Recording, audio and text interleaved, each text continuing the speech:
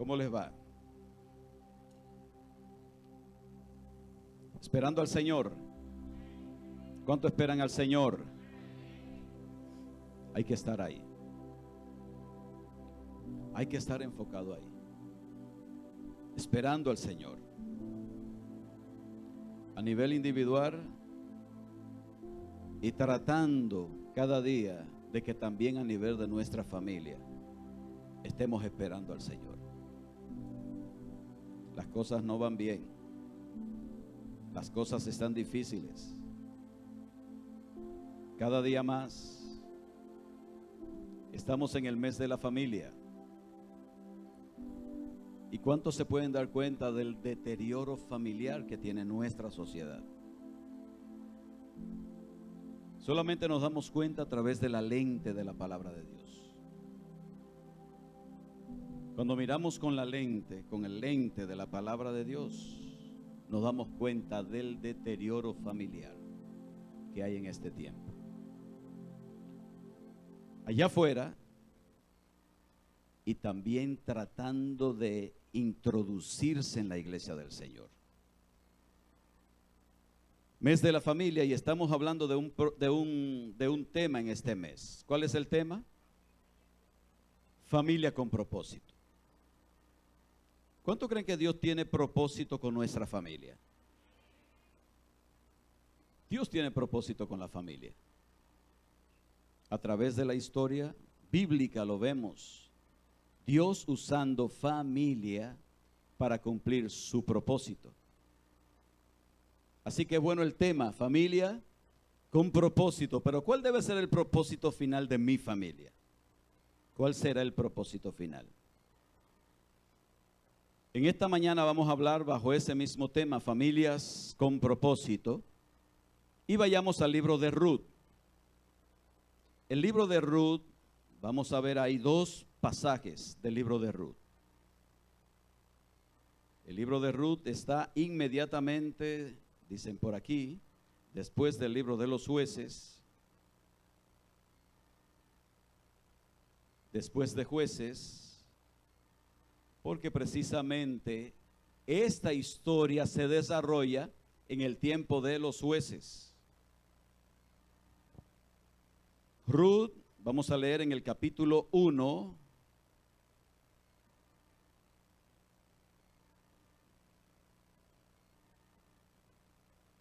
Ruth capítulo 1.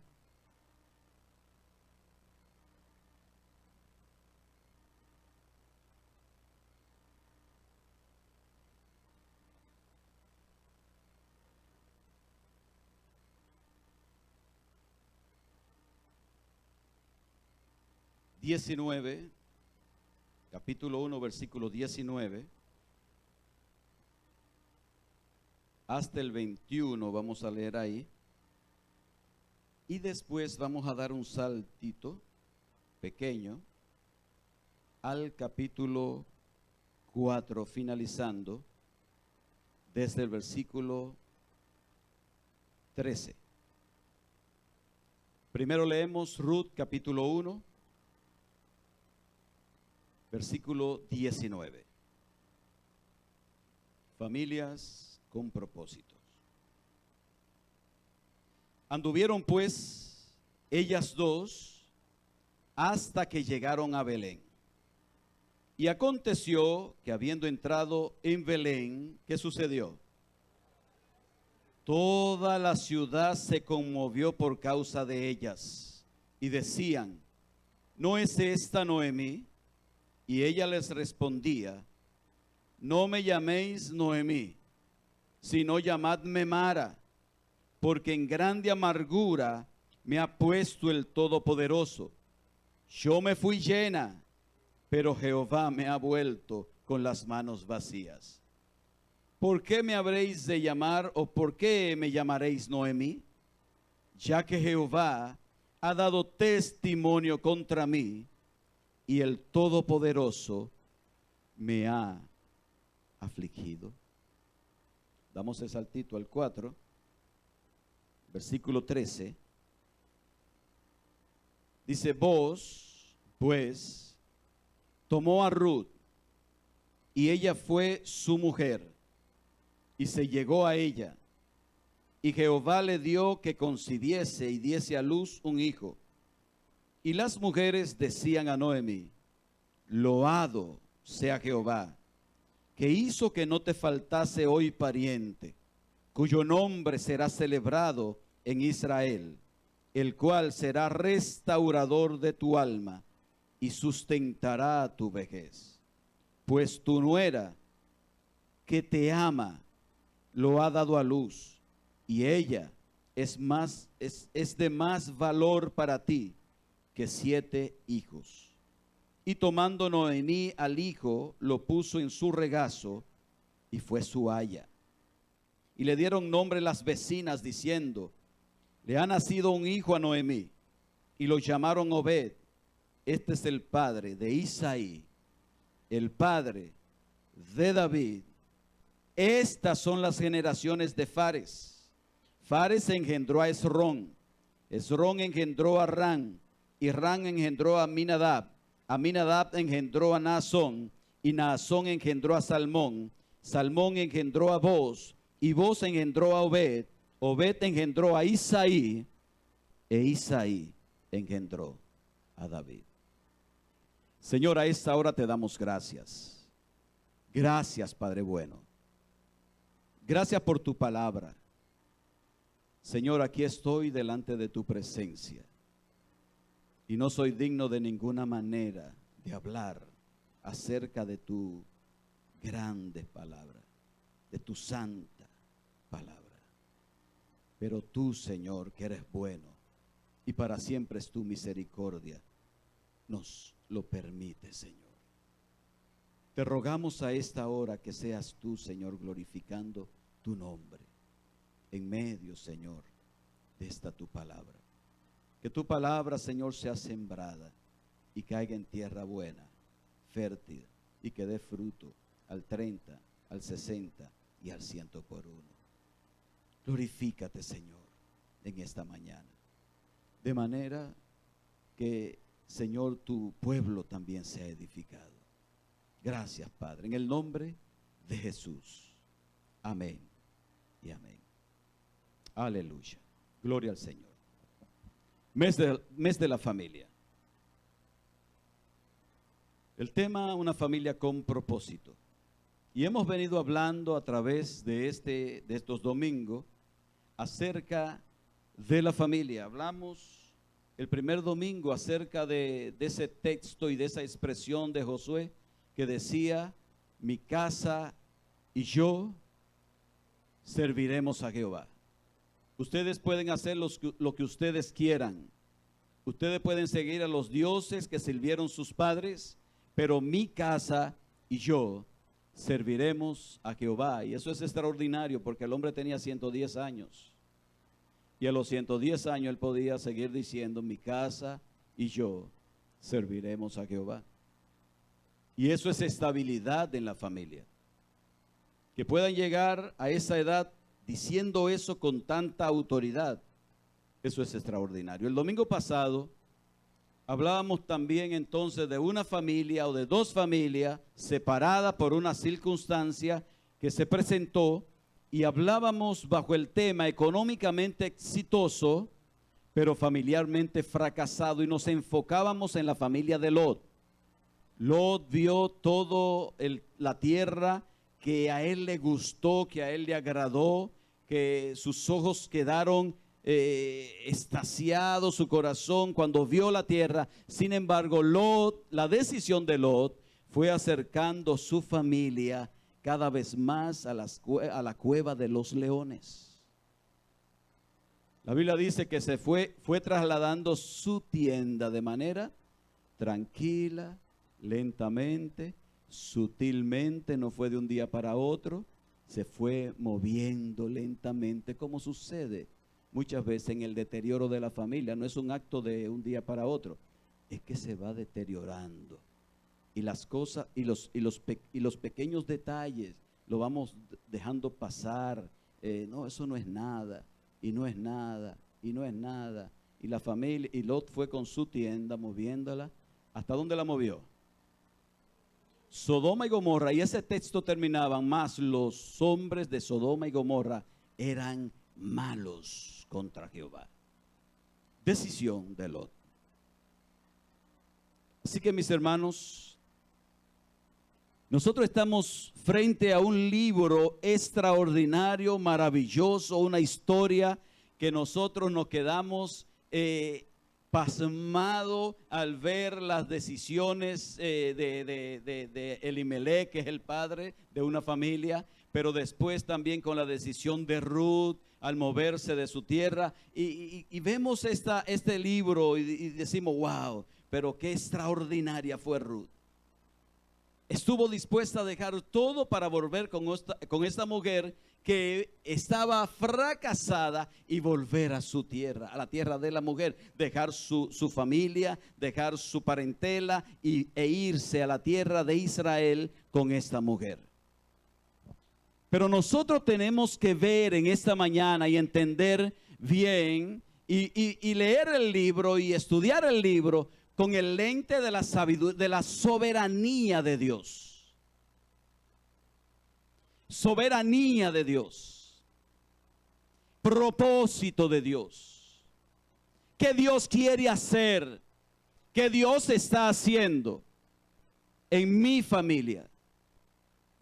Entonces, en este pasaje o en estos pasajes que hemos leído, vamos a ver algunas cosas interesante que posiblemente no la hayamos visto al leer. ¿Cuánto han leído el libro de Ruth completamente? Amén. Amén. Posiblemente no la hayamos visto y hemos dejado pasar por alto algunos detalles que lo podemos ver en este día. Y en primer lugar, nosotros pudiéramos ver un punto importante, y es que se da un viaje de ida y vuelta con propósito. Un viaje de ida y vuelta con un propósito. ¿Cómo comienza el libro de Ruth? Ese versículo 1 habla: aconteció en los días que gobernaban los jueces, que hubo hambre en la tierra, y un varón de Belén, llamado de Belén de Judá, fue a morar a los campos de Moab, él y su mujer y sus 2 hijos. Se da la circunstancia, hablábamos el domingo pasado de la circunstancia, se aprieta la situación, hay hambre en la tierra donde vive esta familia constituida por un padre, una madre y 2 hijos. Hay hambre, entonces ellos deciden salir de la tierra de Belén. ¿Cómo se llama? ¿Qué significa Belén? Belén significa casa de pan, pero el pan no estaba el pan. No había pan, no había recursos, todo estaba cerrado. Y qué interesante, porque ahí dice que en el tiempo de los jueces, claro, se estaba dando una consecuencia de otra mayor. En el tiempo de los jueces, cada quien hacía lo que bien le parecía. Había una crisis económica, pero había una crisis social. Y había una crisis de autoridad. No había una autoridad. Todo el mundo hacía lo que bien le parecía. Eso se llama desorganización. Había desorden. Este desorden estaba generando una hambruna. Y esta familia que está pasando por una crisis muy importante en su vida, entonces esta familia decide viajar por una causa forzada. A ninguno de nosotros nos gusta salir de nuestra tierra. Y salimos de nuestra tierra por una causa forzada. Hay gente que se va a vivir a otras naciones. Si ustedes ven todas las migraciones del mundo, Latinoamérica entera quiere migrar ¿a dónde? ¿Y por qué migran a Estados Unidos? África entera se quisiera mudar ¿a dónde? A Europa. ¿Y por qué quieren migrar a Europa? Situación económica. Esa familia igual. La familia decide viajar, como tantas familias deciden viajar. Ahí está papá Elimelech, que es el cabeza de la casa. Está mamá Noemí, y están los dos muchachos, uno llamado Malón y el otro llamado Kelión. ¿Cuántas veces nosotros hemos escuchado predicaciones de este libro haciendo una crítica negativa a esta familia que se movió de Belén para ir a Moab? ¿Cuántas veces le hemos escuchado? No debieron moverse, debieron tener fe, debieron confiar. Sin embargo, cuando nosotros conocemos bien el libro, nos damos cuenta que detrás de ese movimiento había un propósito. Un propósito. El viaje era de Belén a Moab. Qué difícil para un judío efrateo salir a otro país y más a Moab. ¿Ustedes saben quién era lo del pueblo de Moab? Estuvimos hablando el domingo pasado de Lot. ¿Recuerdan cómo terminó la familia de Lot? Lot en una cueva y las hijas de ella diciendo, hoy dijo una, vamos a emborrachar al papá nuestro. Hoy le damos una jumeta y cuando esté bien prendido, encendido, yo me voy a acostar con él. Y mañana, entonces lo hacemos de nuevo y tú te acuestas con él. Las dos concibieron una nación, Moab. Y ahora esta familia está saliendo de Israel, específicamente de Belén, para irse a Moab, porque para ellos creen que les va a ir mejor allá. Ellos salen corriendo de una crisis y cuando llegan al otro lugar, a Moab, entonces comienzan a enfrentar una crisis diferente. Eso es lo que es el ser humano sale de una crisis y comienza a enfrentar otra crisis diferente. Se enfrentan a otra crisis y dice el texto ahí en el capítulo 1, ¿qué sucedió con Elimelech? ¿Qué sucedió con Elimelech? Los que conocen la historia. Elimelech murió. ¿Quién era Elimelech? El papá, el esposo. Ahí se quedó una mujer viuda y se quedaron dos hijos huérfanos de padre. El cabeza de la familia ya no estaba. Se había ido. Y si ustedes siguen viendo ese capítulo 1, dice el 3, y murió Elimelech, marido de Noemí, y quedó ella con sus dos hijos, los cuales tomaron para sí mujeres. Él muere, entonces los muchachos toman para sí mujeres. Mire la cronología. ¿Y cuántos años pasaron? Aquí dice que pasaron 10 años, versículo 4. Tomaron sus dos mujeres. 4 dice, los cuales tomaron para sí mujeres moabitas, y el nombre de una era Orfa, y el nombre de la otra, ¿cómo era? Ruth. Y habitaron allí, ¿cuántos años? 10 años. 10 años manejando su crisis, 10 años. El padre no está, pero la familia sigue adelante, 10 años. Otra tragedia familiar. La tragedia vuelve y toca la puerta a la familia. Versículo 5. Y murieron también los dos, Malón y Kelión, quedando así la mujer. ¿Cómo quedó la mujer? Y esa expresión, ¿qué significa? Sola, entre comillas, olvidada, sin esperanza, sin los parientes que dejó allá en Belén, quedó sola, desamparada, como tú te has sentido solo en ocasiones y desamparado. No ha llegado el momento de la crisis, a ella le llegó. Primero hambre, después la muerte del esposo, después la muerte de los hijos, y ella queda, dice el versículo 5, sola y desamparada de sus dos hijos y de su marido. Tremendo. Crisis familiar.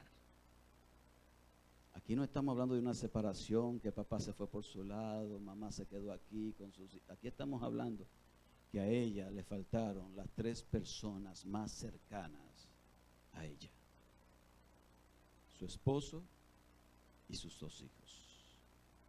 Esta mujer se ve en la situación y ella dice, ya no me queda más que volver de nuevo a mi tierra, a Belén.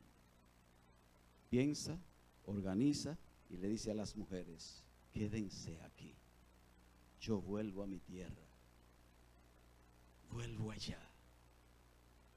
Vine aquí con posibilidades, pero vuelvo allá con las manos vacías. Yo no tengo nada que ofrecerles a ustedes. Y las muchachas que se habían encariñado con la suegra, ¿cuántas de las mujeres que están aquí están encariñadas con su suegra?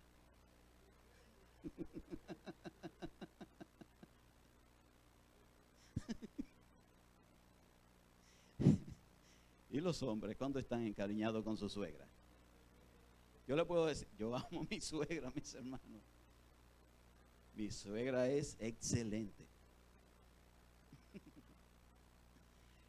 Pero las muchachas le dicen, no, nosotros vamos contigo. Nos vamos contigo, no te vamos a dejar. Y salen, cuando usted lee la historia, salen de Moab rumbo a Belén. Y ella vuelve y se detiene en el camino. Y le dice, yo no puedo ofrecerles nada. Ya yo no tengo más hijos que puedan ser sus maridos. Porque ustedes conocen la ley como era. Si un hermano moría, el otro hermano debía, y si moría sin descendencia, el otro hermano debía casarse con esa viuda para levantarle descendencia al hermano que moría. Y ella le dice, ya yo no tengo más hijos, y no tengo marido, y ya a esa edad si tengo un marido, y si por la providencia de Dios pudiera yo concebir, ¿ustedes estarían dispuestas a esperar? No, hija mías, yo no tengo que ofrecerles a ustedes, devuélvanse. Y entonces Orfa parece que analiza la situación y dice, es cierto, aquí me va mejor que allá. Pero Ruth le dice, no me pidas que te dejes. No me pidas que te dejes. Porque yo no te voy a dejar. Donde tú vayas, iré yo. Donde tú mueras, moriré yo. Así me haga Dios y aún me añada, que donde tú mueras, moriré yo. Tu pueblo será mi pueblo y tu Dios será mi Dios. Y esta muchacha es tan insistente que Noemí dice, no puedo, ya no voy a insistir más, no la voy a convencer. Ella seguirá conmigo, y salieron las dos para Belén. Belén. Ahí iba Ruth y ahí iba también Noemí. Ahí estaban, solas las dos mujeres, viudas las dos mujeres. Se había roto el vínculo que era Malón. Se dice que Malón era el esposo de Ruth. Se había roto el vínculo humano. Mis hermanos, cuando nosotros tenemos familia, hay un vínculo que une nuestra familia. Por ejemplo, los abuelos unen mucha gente. Cuando los abuelos faltan, usted ve que las familias se disgregan. Cuando el vínculo falta. Yo estoy conectado a una familia, por ejemplo, tengo un hermano conectado a una familia. Mientras el hermano está vivo, la familia está ahí, pero cuando el hermano falta, la familia se disgrega. El vínculo entre esas dos mujeres, humano, había terminado. No había ningún compromiso. Había terminado. Orfa se va, pero Ruth insistentemente se queda con su suegra. Y ahí están las dos. Y uno dice, qué tremendo. Ruth se quedó y Ruth siguió. Sin embargo, nosotros estamos perdiendo un punto muy importante detrás. Y el punto es el propósito de Dios.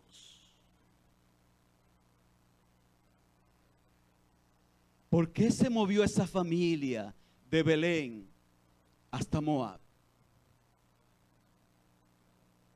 Esa familia la movió Dios a buscar a alguien allá.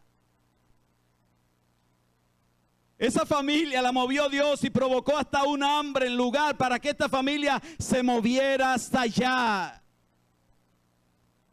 Y esta familia fue a buscar a una persona allá.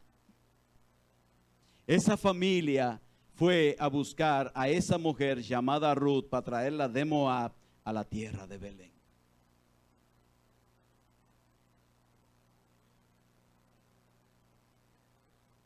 Pero en medio de todas estas crisis, ¿usted cree que Noemí se dio cuenta de que Dios le estaba moviendo? Noemí posiblemente, no, Noemí se fue de esta tierra a la eternidad sin haber contemplado el propósito por el cual Dios la movió. Pero nuestra mentalidad, hablábamos del sistema en la semana pasada, y nuestra mentalidad responde más al sistema que al propósito de Dios. Y no entendemos, porque el propósito de Dios le trajo a esa familia una gran crisis hasta tal punto que se fue el papá, se fueron los hijos y estas dos mujeres volvieron solas. Pero como nuestra mentalidad está acostumbrada, hablando de ahora, está tan acostumbrada al propósito que nosotros nunca nos hubiésemos dado cuenta que en medio de la crisis Dios estaba usándonos para hacer lo que Él quería. El sistema nos ha influenciado tanto que pensamos que con Dios también sucede igual. ¿Cómo?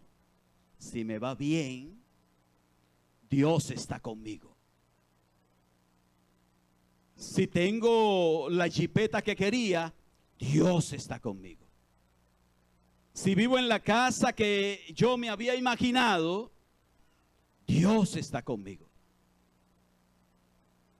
Si estoy pasando por algún tiempo de crisis en mi vida, entonces pensamos, pero el diablo se metió aquí. Ah, ¿no lo han pensado? Esto tiene que ser el diablo. El diablo está aquí.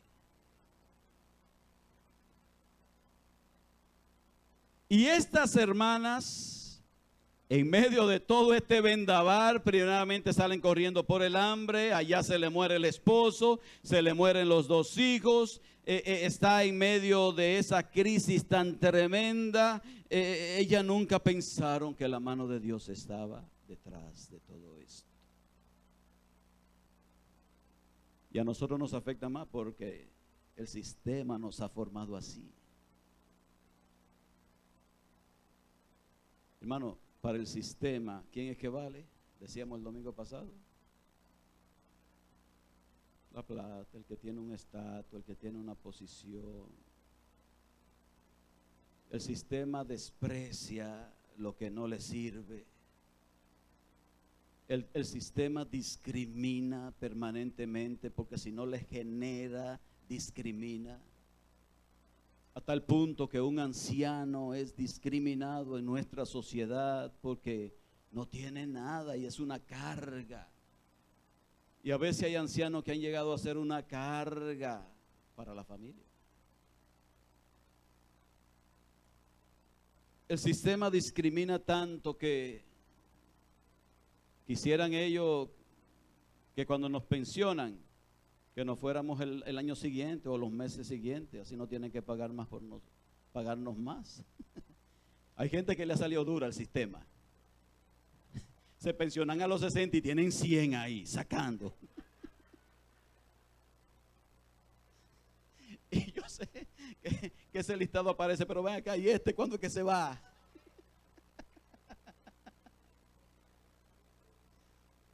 Y el sistema es tanto así que quisiera que nos fuéramos rápido después de la pensión, que quieren llevarnos a que nos pensionen a los 60, ahora es a los 60. pero quieren llevarnos a los 65.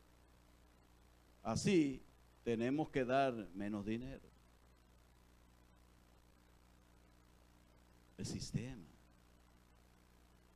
Un sistema diabólico, insensible, asesino. Porque lo que no le sirve, quiere desecharlo inmediatamente. Entonces, con esa mentalidad, nosotros nunca podremos entender que Dios está trabajando en nuestras familias. Tu familia está pasando por crisis. Tienes crisis. Está pasando por dificultades. Confías en Dios. Confía en Dios. Él está trabajando. Él no ha terminado contigo. Confía en Dios. Lo mejor no se ha manifestado. Confía en Dios. Confía en Dios.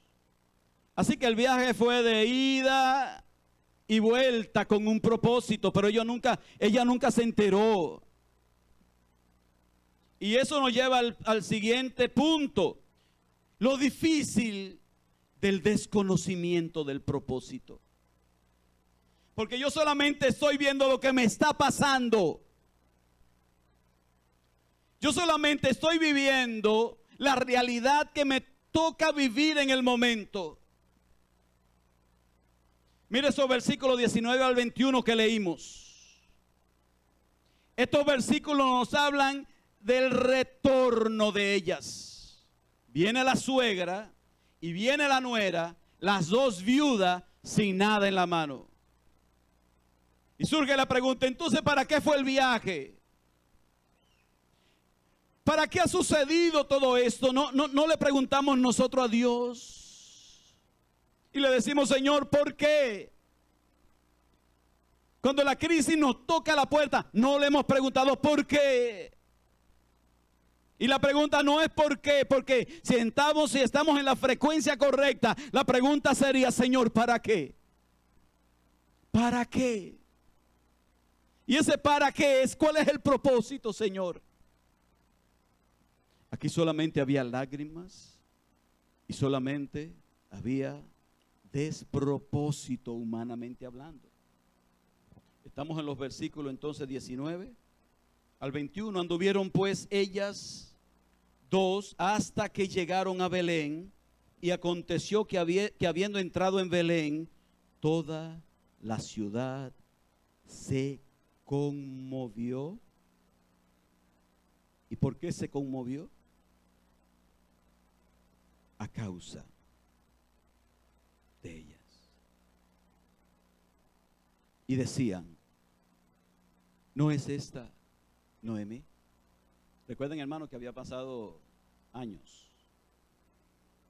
Años habían pasado. Esos versículos nos hablan del retorno, nos hablan de la triste realidad, nos habla de un cuadro deprimente, porque Noemí se fue con una familia completa hacia Moab. Toda la familia se había ido con una esperanza en el corazón de cambiar su realidad económica, su realidad en aquel lugar. Y ella, que se había ido con 3 más, volvió con una. Y esa una era su nuera. Y pudo haber dicho Noemí, misión cumplida. Alégrate, Noemí, cumpliste la misión. Trajiste la muchacha que debiste traer. La trajiste a ese lugar. Misión cumplida. Misión cumplida, mis hermanos. Por parte.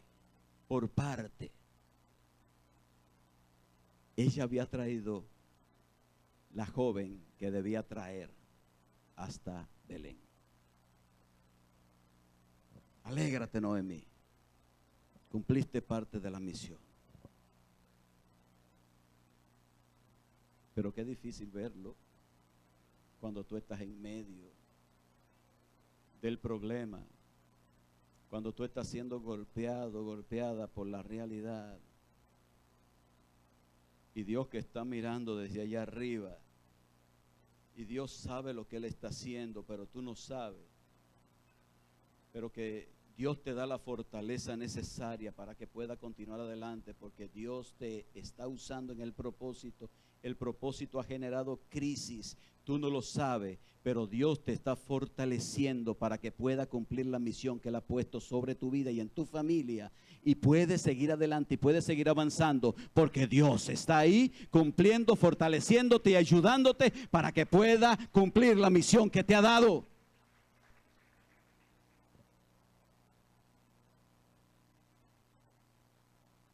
El esposo de Ruth ya no estaba. Noemí la trajo, y cuando ustedes ven el cuadro, cuando ustedes van viendo el cuadro, Ruth no podía volver con su esposo. Ruth no podía volver con Malón, porque el propósito era que Malón se quedara allá. El propósito era que los otros se quedaran allá y que Noemí volviera con esa muchacha. Hasta aquí. A veces hay gente que se queda en el camino en el cumplimiento de la misión. Mire, ahora tenemos la guerra de Israel y tenemos entre los objetivos de Israel es rescatar a los rehenes. ¿Y cuántos soldados han muerto ya en eso, en búsqueda de los rehenes? ¿Cuántos soldados israelíes han muerto? No sé cuántos van, iban mucho en estos días. Pero a veces en el cumplimiento de la misión se queda gente, se quedó Elimelech, se quedó Malón, se quedó Kelión. Orfa no volvió, y escuchaba a alguien decir que Orfa tuvo la misma oportunidad de Ruth y que Orfa pudo haber seguido con Noemí, que Orfa. Y la pregunta es, ¿y cuál era el papel de Orfa en el plan? ¿Cuál era el papel de Orfa? Si Orfa venía aquí a Belén, ¿cuál era el papel de Orfa en la historia de la redención? Levante su Biblia y dígale, aquí está la historia de la redención. ¿Cuál era el papel de Orfa? No, Orfa no tenía ningún papel. Quien tenía un papel era Ruth. Ahí la trajo, misión cumplida, a media. El problema era que ella desconocía el propósito, ella no lo sabía, ninguno lo sabía, y generalmente tú y yo no sabemos el propósito de Dios. Generalmente no lo sabemos. Abraham sabía, sal de tu casa y de tu parentela a la tierra que yo te mostraré. Sí, Señor, ¿y qué tú vas a hacer? Después allá. Voy a hacer de ti una gran nación, voy a hacer esto, te voy a levantar, te voy a... Pero inicialmente, qué difícil cuando estamos en la crisis y no tenemos la confianza puesta en que Dios tiene el control. ¿Cuáles pueden ser las reacciones cuando no lo saben?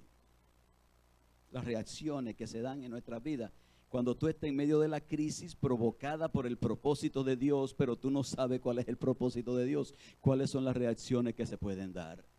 Ahí está en el texto. Versículo 19.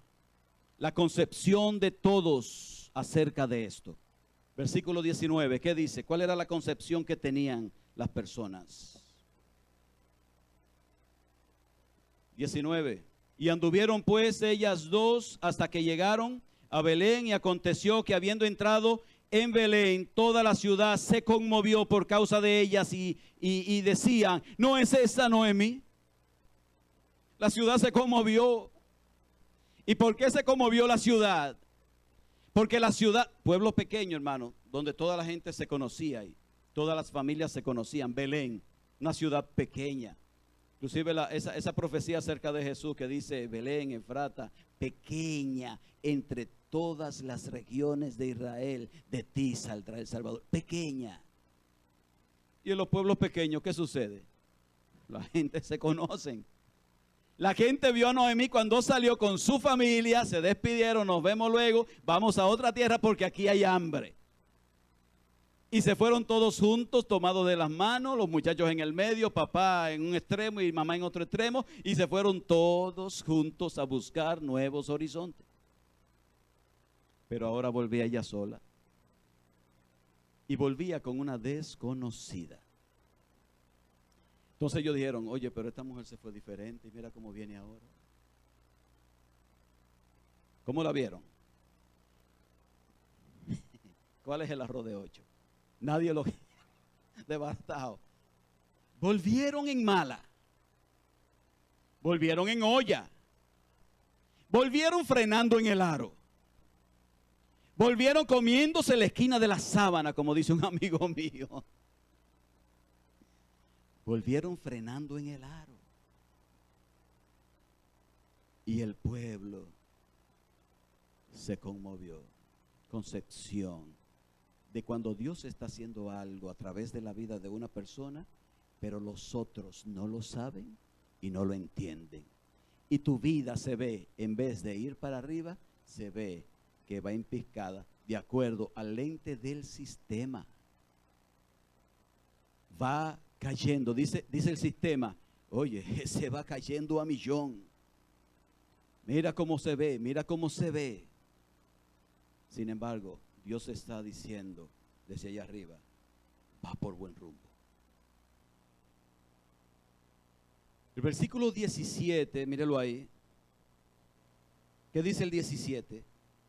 Y le dieron nombre las vecinas, diciendo, le ha nacido un hijo a Noemí, y lo llamaron Obed. Este es el padre de Isaí, el padre de David. Fueron las vecinas las que le pusieron el nombre. No fue ni siquiera su papá ni su mamá. Fueron las vecinas las que le pusieron el nombre. Y ese nombre Obed significa siervo. ¿Quién fue Obed? Entonces, según ese versículo 17. El hijo de Ruth, el nieto de Noemí, el papá de Isaí. ¿Y quién fue Isaí? El papá de David, el rey David. Y el libro termina con una genealogía. Finalmente ese es el cierre del libro. 18 al 22 dice, estas son las generaciones de Fares. Fares engendró a Hezrón, Hezrón engendró a Arán, y Ran engendró a Aminadab, Aminadab engendró a Naasón, y Naasón engendró a Salmón, Salmón engendró a Boz, y Boz engendró a Obed, Obed engendró a Isaí, e Isaí engendró a David. Ahora, ustedes pueden imaginarse qué era entonces Noemí de David, la bisabuela. No sé, pero podemos especular un poco y decir, ¿y si esta tatarabuela vio a su tataranieto reinando sobre todo Israel? Y entonces podía mirar para atrás y decir, Señor, me la pusiste difícil, pero estoy viendo tu propósito. Aleluya, Dios es bueno, Dios es bueno. Yo no sé por lo que tú estás pasando. Yo lo que sé es que Dios es bueno. Y Dios es un Dios de propósito. Y Dios ha de cumplir su propósito. Pero todavía el propósito no está cumplido. En parte se cumplió. Noemí se fue y ni siquiera se dio cuenta cuál era el propósito final con ese viaje de Belén a Moab, recoger la muchacha y traerla hasta Belén. Ella no se dio cuenta. Ella no se dio cuenta. Ella se fue sin darse cuenta. Y a mí me gustaría estar ahí en ese momento, cuando delante de Noemí se le abran la cortina y ¿cómo se llama? El telón. Y ella vea a quien está sentado en el trono y que es alabado por todas las naciones de la tierra. Y ella pueda decir, wow, pero aquí fue que di el palo grande. Aquí fue cuando Dios se glorificó más en mi vida. Lloré, me dolió, pasé problemas, pasé crisis, pasé crujía. Pero mira cuál era el propósito, porque esa Noemí que está ahí narrada en ese libro es la antepasada del Cristo de la gloria. La historia terminará ya. Míralo, esto termina con una genealogía. Pero ¿cómo comienza el libro de Mateo? ¿Cómo comienza el libro de Mateo? Con una genealogía. Veamos la genealogía de Mateo. Mateo capítulo 1 comienza con una genealogía. Maravilloso. ¿Genealogía de quién? Dice el título arriba, Mateo 1. De Jesucristo. Libro de la genealogía de quién? De Jesucristo. ¿Hijo de quién? ¿Y David qué era de Noemí? Tataranieto. Abraham engendró a Isaac. Isaac engendró a Jacob. A Judá y Jacob a Judá y a sus hermanos. Judá engendró a Tamar. Y aquí comienza la genealogía en el libro de Ruth, que termina. Fares y a Sara. Fares a Esrón, Esrón a Arán, Arán engendró a Aminadab, Aminadab a Naasón, y Naasón a Salmón, y mire el 5. Y Salmón engendró ¿de quién? Rahab. ¿Quién es esa Rahab que aparece ahí? La ramera de allá de... ¿Y cómo es posible que una ramera esté en la línea de ascendencia de Cristo?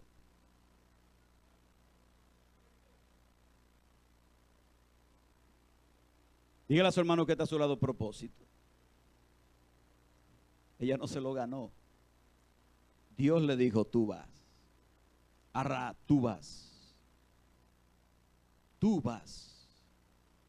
Y sigue diciendo más adelante. Y Salmón engendró de Rahab a Boz. ¿Quién era Boz? El esposo de Ruth. ¿Y Boz engendró de quién? De Ruth, ¿a quién? A Obed. Y Obed a Isaí. Isaí engendró a David. Y por ahí sigue la genealogía. Y la genealogía termina, ¿en quién termina? En el 15:16. Y Jacob engendró a José, marido de María, de la cual nació Jesús llamado.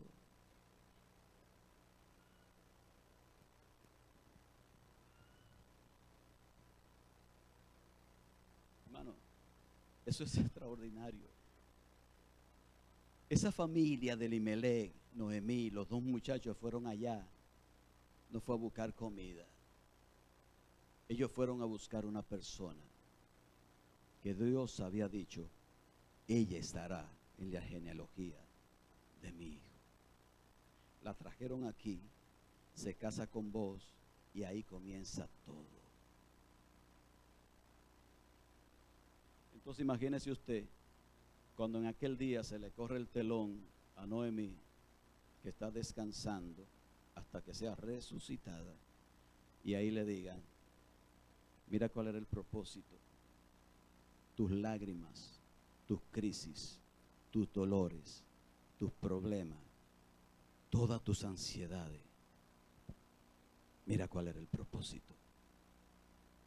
Y posiblemente vea a Cristo rodeado de millones de ángeles, adorándole a Él, que es el Rey de Reyes y Señor de Señores. Le da un aplauso al Señor.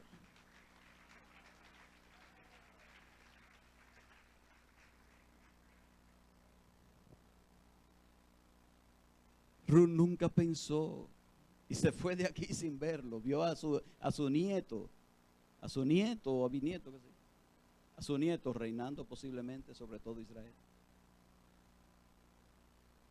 Pero el propósito, mis hermanos, es Cristo. Es la historia de la salvación. No eres tú ni soy yo. es Cristo. Y tú y yo estamos en este camino por causa de Cristo. Cristo.